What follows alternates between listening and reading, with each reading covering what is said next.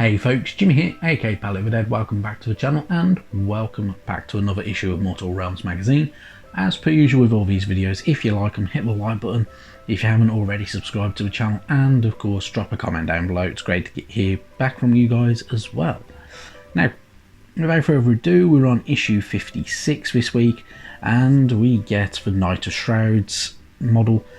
Pretty decent model as well. This model is normally round about the £20 region if I remember rightly, and for, you know, price of an £8 magazine, bloody good value really. Of course it's the Knight of Shrouds, not on horseback or ethereal steed or anything like that. Pretty good to have, definitely worth it. Make sure you just give it a nice clean up. I've got a lot of like mould lines on mine, so definitely gonna need a bit of a neaten up before I paint it or anything like that. But all in all, the model should turn out pretty cool when it's done. So, good fun to have that. Now, into the issue itself. This week we are greeted by information about the Daughters of Kain. So, the Daughters of Kain are a fanatical warrior cult of elves. They are cruel, zealous, and utterly dedicated to the destruction of chaos. So the Daughters of Kain are not born like ordinary mortals.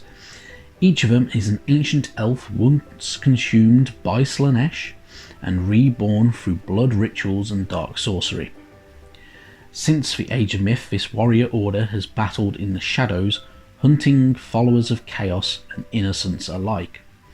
Some fight for revenge, while others seek to perform blood sacrifices to Kain, the elven god of murder.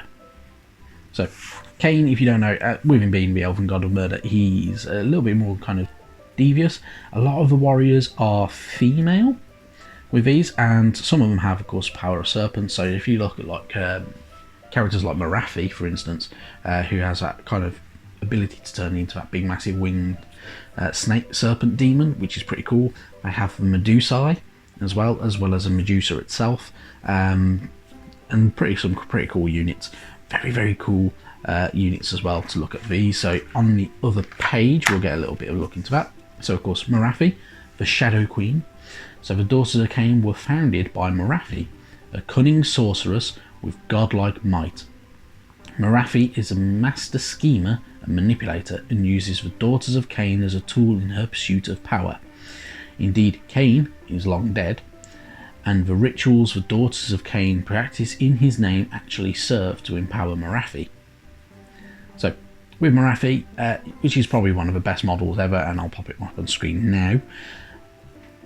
This model is absolutely fantastic. It's one of the coolest models around. You actually get two versions of this in this box as well. If you buy it, you get the giant kind of Murafi, and then you get the normal Murafi on foot, which is pretty cool, and is you know, pretty damn cool. It is a really cool looking unit, and of course I use the good old Medusa models as well, which are really awesome as well. They've got a pretty cool look to them, and of course they've been murder cult. They are relatively used as assassins quite regularly as well with a lot of these guys, so they are pretty cool, if I do say so. I've always had a thing that I quite like them. I think they're pretty decent looking models and very interesting at the same time, and some of the stories involving them is pretty cool. Going forward though, we get more information about beastmen, well, the Chaos War Herds and the Grey Herds, and of course the beastmen and everything like that, what they are. So the strongest and most brutal of the beasts of chaos are found in the War Herds. These bull-headed creatures have an insatiable appetite for flesh and blood. So war herds are of course terrifying to behold. Bull-headed brutes the size of ogres fight with animal savagery, while towering monstrosities tear down fortifications in search of flesh to devour. So of course you got a lot of information about these guys. So of course you got the Bulgors and Doombulls. So Bulgors make up the majority of any war herd army. A blow from one of their axes can split an armoured warrior in two, because they're quite big, brutish and powerful, and Doombulls lead the mighty war herds to battle. They seek the strongest foes to slaughter, and they heighten the brutality of their brethren with bellowed war cries. They also carry these big massive axes as well, which are pretty cool. Beastmen are more nomadic as well, so they're not kind of like settled in just one area. They will travel in search of, you know, destroying everything, really, and they get some really cool units as well. So you get Cygors and on there as well, which are kind of big Cyclopean giant versions of them, really, but they could look pretty cool. There's some nice artwork as well there, just in the bottom there, with a Stormcast Eternal going up against good old Gore as well, which is pretty cool. It looks like a Celestial Vindicator as well, which is always really cool. And these they travel around a lot of the realms, mainly in Gairan, if I remember rightly. And they do kind of they have their own Brayherd Shamans as well and stuff like that you can get, which we found out a few times in the past. Continue going through the realms. There is the Everspring Swath Part 3, so giving more information on the history and the timeline and everything like that. So into the Age of Chaos for good old the Everspring, which of course is in Gairan, and it's how the Age of Chaos changed its inhabitants forever, the coming of Nurgle and the Plague Lord and everything like that as well, which is always, you know, a fun kind of weird kind of creature. So the Glotkin, of course, horrifically mutilated triplet 2 wonder who worship Nurgle. They think that they are bringing life and everything like that. They're not actually bringing life, they're bringing rot and decay to a lot of places. And of course they are a blight upon good old Gairan, but some of the models look really good and definitely worth picking up, like the Lord of Plagues, for instance, and stuff like that, which is always really good. I've got a couple of them myself, and they're quite fun to paint. I'm not gonna lie, they're really good. And a Lord of Flies as well. You've also got like Horticulus Slimux, who is one of the demons, and the Great Gardener and stuff like that as well, and kind of manages the Great Gardener's cultivations and everything like that, and became Grand Cultivator, and kind of regularly travels on big massive good old snail and stuff like that, a demonic snail, which is pretty crazy and interesting. There are some people who really love the kind of Forces of Nurgle, and they are a bit of an interesting one, and you will be able to use the Forces of Nurgle going into Total War Warhammer 3 apparently as well, which will be really cool, and a bit different as well. Stormcast Eternals, we get some information about Knight Vexilor as well. So for Knights Vexilor carry Sigmar's sacred banners. They use these artifacts to invigorate their fellow warriors and unleash incredible magical powers in battle. They are brave, inspiring and utterly deadly. So the Knight Vexilor is a pretty cool model as well, one that you can only order now from good old Games Workshop directly. I can't remember if we're getting one of these guys with Mortal Realms. I don't believe we are. I've got a funny feeling we're not.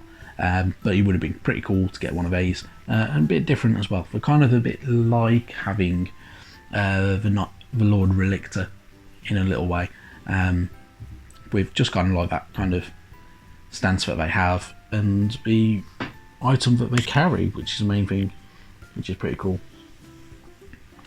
So yeah, of course, you get the kind of breakdown of the items that are carried. So the Meteoric Standard, Heavy Plate, Armour, their Heraldry, of course, Sigmarite Warhammer that they do carry, and of course being in, you know, prepared for battle at most times, and of course they have their Holy Scrolls as well, which carries their blessings from Azir.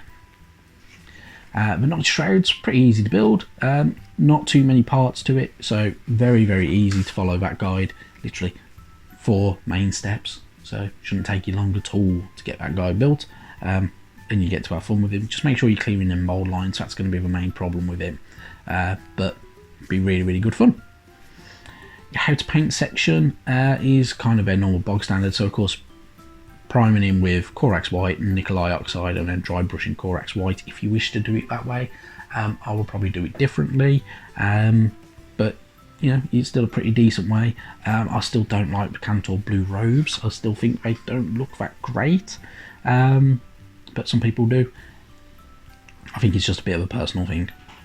And of course, using the abilities to kind of create rust and oxidization of weathering on metal and stuff like that as well, which you can do. And it all turn out like that. It isn't too bad. I just think it's a bit too blue for my liking. And your Knight of Shroud, you get your Warscroll, of course, so he's got these abilities, including the Stolen Towers and the Ethereal. Being ethereal, can fly, and has Spectral Overseer as a command ability, because he is, of course, a commander, and, of course, how to use those abilities. And then for your battle plan, you've got Terror in the Tomb. So, still set in the Realm of Metal. For this one, Grave Tidings, for instance, you'll need Knight of Shrouds. Knight of Shrouds on Ethereal Steed, Reikenor the Grim Hailer, 5 Glaive Rave Stalkers, 20 Chain Rasp, and then you'll go up against Xandria Azure Bolt, Lord Arcanum on Celestial Dracoline, which is what we got last week, the Lord Exorcist, 5 Secretors, 3 Castigators, 4 Gryphounds, and it is literally one side of a battle of 3 battle mats each, and then 3 objectives. So fairly easy. Should be really good fun if you're going to play it as well. Should keep you going for a little while, that one. And moving on, next week, issue 57, we get Hex Wraiths, which is pretty cool. I've never had them before, so it should be really good fun to have those. We will also, they can be converted into Blood Knights as well, if I remember rightly. So if you want to have a bit of both for a couple of armies, you could always do that if you wish to. Or buy a couple of issues and get 10 Hex Wraiths, and then you've got plenty. So you've got even bigger armies if you wish to, which is not a bad shout, really. Issue 58, we'll get Retributor Armour, which is going to be needed because if you are painting Gold Sigmarite, you probably will be running out by now. I know that I'm very, very low of a Retributor Armour we've had in the past. And you'll also get Caraberg Crimson as well, which is a shade paint. Pretty handy to have, and should give us some nice effects as well. And that is it for this week. So thank you very much for watching, and I'll see you soon. Bye bye now.